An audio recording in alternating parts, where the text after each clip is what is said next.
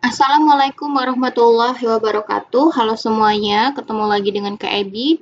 Hari ini Kak Ebi mau bahas soal Ukom profesi bidan. Mungkin teman-teman sudah ada yang Ukom ya di tanggal 11 Agustus kemarin. Tapi tidak apa-apa, semoga soal-soal yang Kak Ebi bahas ini bermanfaat untuk di masa depan. Kita langsung ke soal yang pertama. Di sini jangan lupa ya, kalian setiap mengerjakan soal UKOM itu baca dulu pertanyaannya ya. Jadi apa yang diminta oleh soal. Nah, di sini kan apakah tindakan yang tepat pada kasus tersebut. Jadi tindakan yang ditanyakan ya. Jadi kita sudah tahu arah pertanyaan ini dia minta tindakan yang tepat seperti itu. Kita langsung ke soalnya. Seorang perempuan umur 30 datang ke PMB dengan keluhan terlambat haid ya. Jadi terlambatnya sudah 2 bulan.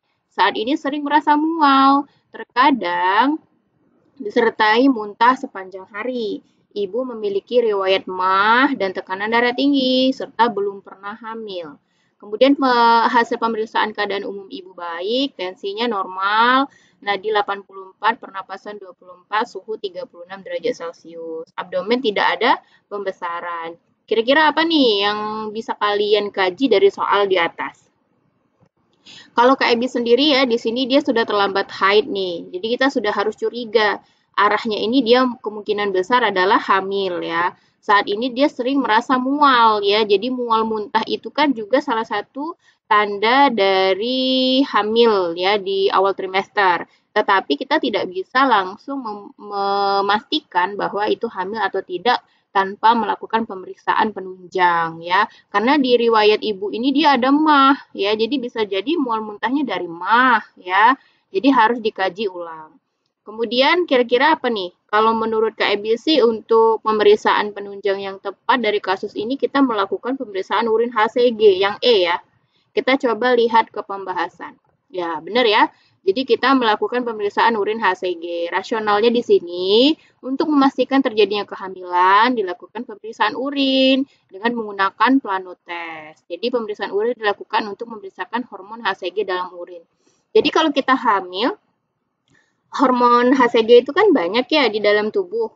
Jadi ketika kita menggunakan plano test atau test pack, itu akan tanpa garis 2 ya karena pengaruh dari hormon HCG itu. Kalau kita nggak hamil ya garisnya 1. Nah itu ya untuk pembeda kalau dari pemeriksaan penunjang ya. Kata kuncinya dia di sini keluhannya sudah telat haid selama 2 bulan ya. Jadi ada mual, terasa dan sering muntah sepanjang hari. Jadi untuk mual dan muntah ini bisa menjadi tolak ukur, tapi nggak bisa juga kita pakai sebagai data pasti ya. Jadi harus tetap melakukan pemeriksaan penunjang yaitu dengan melakukan pemeriksaan urin HCG ya.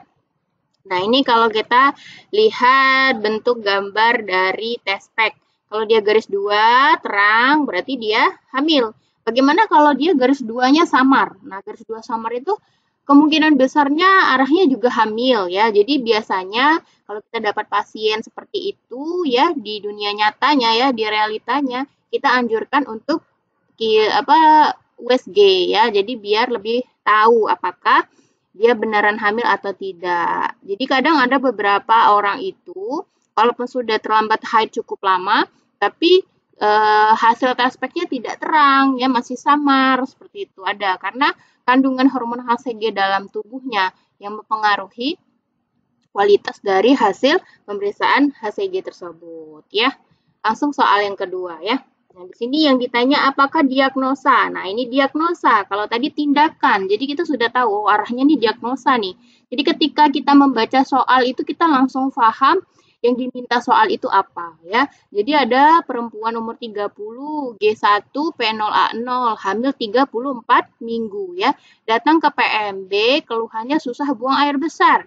Sedikit sesak ketika berjalan lama. Hasil pemeriksaan, tensinya normal, nadi, pernapasan, dan suhu normal semua ya. Pemeriksaan Leopold nih, TFU-nya 2 jari di bawah PX ya. 2 jari di bawah PX 34 minggu. Normal atau enggak tuh? Jadi teraba, bulat, keras, melenting di bagian fundus. Nah ini sudah kelihatan. Kalau dia minta diagnosa, kita udah teraba nih bagian atas fundusnya tuh melenting. Otomatis tuh kepala ya. Kalau dari sini udah nggak usah dibaca lagi sampai akhir, karena untuk yang DJJ ini nggak ada pengaruhnya ya.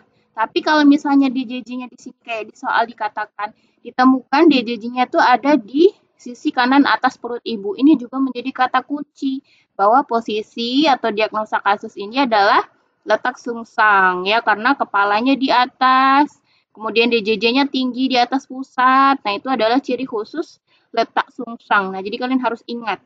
Jadi sebenarnya di dalam soal itu kalau kita sudah paham ciri-ciri dari suatu patologi kebidanan, kita nggak usah menyelesaikan satu soal sampai selesai itu udah tahu, oh, ini letak sungsang. Karena posisinya kepala di atas, sudah pasti DJJ-nya tinggi ya. Jadi langsung kita cari jawaban yang tepat tuh yang B, letak sungsang.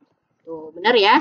Jadi rasionalnya ada perabaan. Jika ditemukan bagian janin pada bagian bawah perut ibu tidak melenting, kemungkinan besar itu adalah bagian bokong dan diperkuat dengan ditemukan DJJ pada bagian abdomen atas sebelah kiri atas perut ibu. Jadi DJJ normal atau letak normal ya, kepala di bawah itu DJJ-nya harusnya di bawah pusat, paling tidak sepusat lah.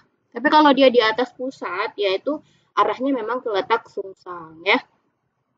Jadi kalau kita lihat dari presentasi janin itu mencerminkan di bagian bawah janin saat berada dalam kandungan yang akan keluar terlebih dahulu ya. Jadi presentasi janin itu maksudnya bagian bawah janin itu apa nih? Kalau bokong ya berarti kalau lahir bokong duluan. Nah, itu letak sungsang. Posisi adalah letak salah satu bagian janin terhadap dinding perut atau jalan lahir. Posisi janin dapat berubah di sebelah kanan kiri, depan atau belakang terhadap sumbu ibu.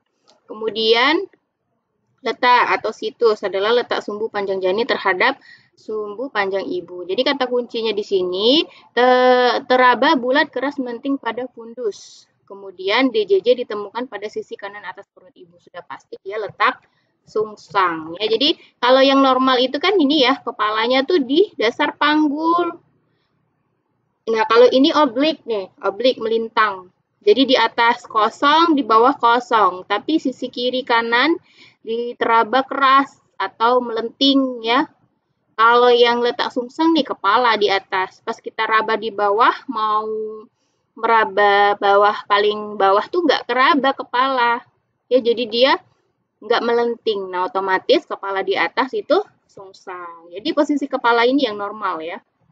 Oke, lanjut. Ini posisi ya, ini posisi ya. Kalau dari posisi, sebenarnya ini dulu presentasi kepala itu oksiput yang kita lihat. Kalau bokong dia sakrum.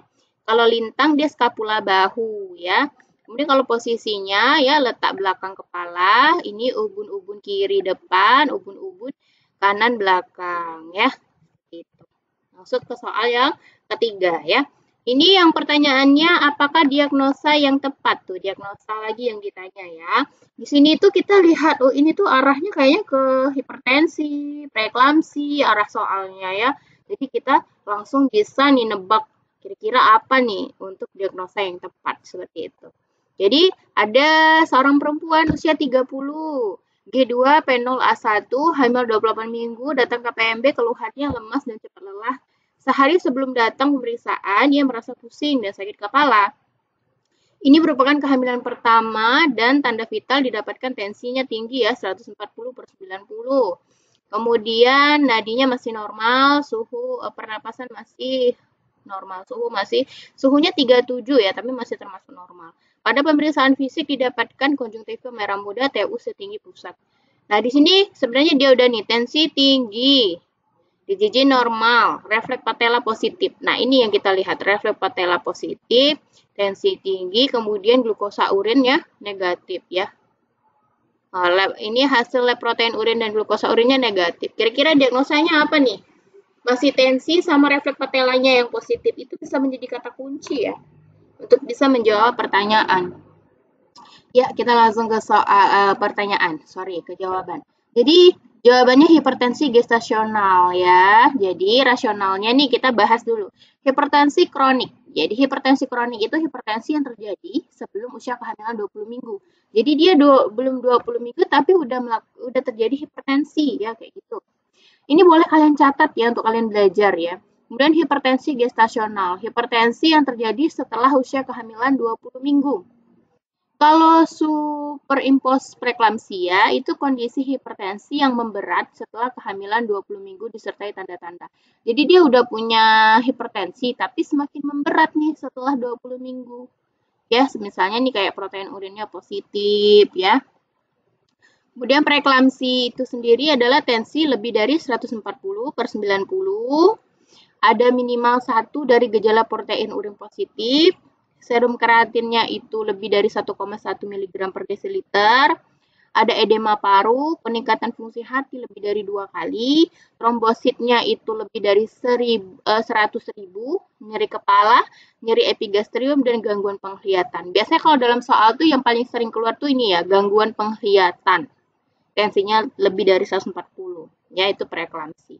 Kemudian kalau udah eklamsi itu udah terjadi kejang ya, yang sebelumnya diikuti oleh tanda preeklamsi. Jadi dia udah ada tanda preeklamsi, tapi dia mengalami kejang, itu eklamsia. Nah itu pembedanya. Jadi kata kuncinya di sini, data ibunya kan usia hamilnya baru 28 minggu nih, tensinya tuh masih di 140/90, protein urinnya tapi negatif. Nah berarti dia ini ya hipertensi gestasional karena hipertensinya terjadi pada usia kehamilan 20 minggu seperti itu ya. Jadi masih tensinya aja yang tinggi nih, tapi protein urinnya atau tanda-tanda untuk preeklamsia tidak ada kayak gitu ya, teman ya. Lanjut soal yang berikutnya nih. Ini yang ditanya diagnosa lagi pada kasus. Nih kita lihat ya, pilihan gandanya tuh ada abortus, fase previa, infartu kala 2, plasenta previa, solusio plasenta. Berarti kalian tuh udah bisa nebak, oh arahnya ini ke plasenta-plasenta nih ya kan. Jadi kalian bisa langsung mencari dalam soal itu yang menjadi kata kunci. Kalau kalian tuh udah hafal ciri-ciri dari pembeda dari masing-masing choice ini gitu ya. Kita langsung ke pertanyaan coba. Perempuan usia 30, hamil 32 minggu, datang ke rumah sakit keluhan keluar darah dari jalan lahir berwarna merah segar. Nah, sudah nggak usah dibaca sampai bawah. Kalau kalian sudah tahu nih ciri-ciri dari salah satu jawaban di sini itu. Nih, kata kunci nih. Jalan lahir ya, keluar darah dari jalan lahir berwarna merah segar. Udah pasti jawabannya plasenta previa, karena tuh plasenta previa itu yang keluar darah segar. Udah, jadi pertanyaan yang sepanjang gaban ini tuh nggak ngaruh banget sama kalian, nggak usah dibaca sampai selesai. Benar nggak jawaban aku? Yuk kita lihat ya. Tuh benar ya, jadi plasenta previa itu adalah kondisi ketika plasenta berada di bawah rahim, sehingga menutupi sebagian atau seluruh jalan lahir. Plasenta previa dapat mengakibatkan perdarahan hebat sebelum maupun setelah persalinan. Gejala utamanya itu perdarahan pervagina pada akhir trimester 2 atau trimester 3 kehamilan. Perdarahan dapat muncul setelah koitus dan disertai kram perut atau kontraksi. Jadi faktor resikonya itu biasanya di usia lebih dari 35 tahun. Itu biasanya ya, tapi ada kok yang di bawah 35 juga mengalami itu ya. Merokok, kemudian konsumsi narkotik, enggak juga sih. Ini tuh kebanyakan seperti itu ya. Kemudian, nih, kita lihat di gambar. Ini plasenta yang normal nih di atas ya. Ini bayinya, ini serviks, ini vagina. Nah, kalau yang menutupi seluruhnya itu tuh kayak gini nih plasenta previa. Ini juga nih marginal. Dia hampir menutupi seluruhnya tapi hanya di bagian pinggir aja hampir. Tapi bakalan kayak juga berdarah gitu loh. Tapi kalau plasenta previa tuh intinya perdarahannya tuh segar, darahnya segar, merah segar ya kayak gitu. Ya, jadi kata kunci di sini, data ibu keluar darah dari jalan lahir berwarna merah segar. Jadi jawabannya benar ya, plasenta previa. Ya, oke teman-teman ya. Lanjut soal yang berikutnya nih, soal keberapa? Apakah peran utama bidan? Nah, di sini peran utama bidan yang ditanya teman-teman. Jadi umur 30 ya, G1 P0A1, hamil 30 minggu datang ke rumah sakit. Bersama suaminya dengan keluhan sakit perut terus-menerus semakin kuat, keluar gumpalan darah berwarna kehitaman. Nah, ini tuh warnanya kehitaman. Kira-kira apa yang terjadi nih? Hasil anamnesa seminggu yang lalu ibu jatuh namun tidak ada keluhan lain ya. Bisa jadi dia ini ya, solusio plasenta ya. Hasil pemeriksaan tensi, nadi, pernapasan, suhu didapatkan perut terabat tegang. Nah, ini juga menjadi kata kunci ya, dia terabat tegang. DJJ-nya 110 kali ya. irregular ya, jadi dia nggak normal. Teraba dingin pada bagian akremitas dan terdapat pengeluaran gumpalan darah berwarna kehitaman nih. Kira-kira apa nih? Biasanya plasentanya terlepas ya, karena tadi dia ada mengalami jatuh. Tapi yang ditanya tuh bukan diagnosa, tapi peran bidan. Melakukan CTG, memasang oksigen, mengambil sampel darah, pemasangan infus RL 500 cc atau memberitahu tanda bahaya kehamilan. Peran bidan ya di sini ya, bidan yang ngapain? Nah, jadi kita memberitahu tanda bahaya kehamilan ya. Jadi kita harus tahu nih, solusio plasenta itu kondisi di mana sebagian atau seluruh plasenta terlepas dari dinding rahim. Jadi solusio, ingat ya. Solusio itu terlepasnya sebagian atau seluruh plasenta dari dinding rahim sebelum persalinan terjadi. Gejala umumnya itu jadi perdarahan pada jalan lahir biasanya berupa bercak darah yang keluar, bukan darah segar. Nyeri pada daerah abdomen yang sering datang tiba-tiba, nyeri pada bagian punggung, kontraksi rahim terasa nyeri, dan TJ tidak normal atau air ketuban sedikit. Ya, kemudian faktor resiko di sini itu usia. Oke, kalau faktor resiko ini enggak juga ya, tergantung sama ibunya masing-masing sih. Cuman ini kebanyakan terjadi pada usia lebih dari 40 tahun. Peran utama bidan di sini adalah menangani solusi plasenta adalah mengajarkan ibu untuk mengenal tanda bahaya kehamilan, persiapan psikologi untuk terminasi kehamilan, serta perencanaan kontrasepsi. Nih ya. Ini tadi, ini plasentanya nih. Kalau misalnya dia lepas, ya berdarah dia, mengalami perdarahan di sini. Tuh ya. Jadi perhatikan data di mana ibu mengeluh sakit perut, pada terus-menerus makin kuat keluar darah gumpalan berwarna hitam. Jadi jawaban yang paling tepat yang E ya. Oke, terima kasih. Itu saja tadi beberapa soal untuk soal profesi bidan. Semoga membantu ya. Kalau misalnya ada yang kurang pas jawaban dari Kak Ebi, kalian boleh banget berkomentar. Nanti akan Kak Ebi perbaiki lagi untuk soal-soal berikutnya ya. Terima kasih. Jangan lupa ya subscribe Kak Ebi.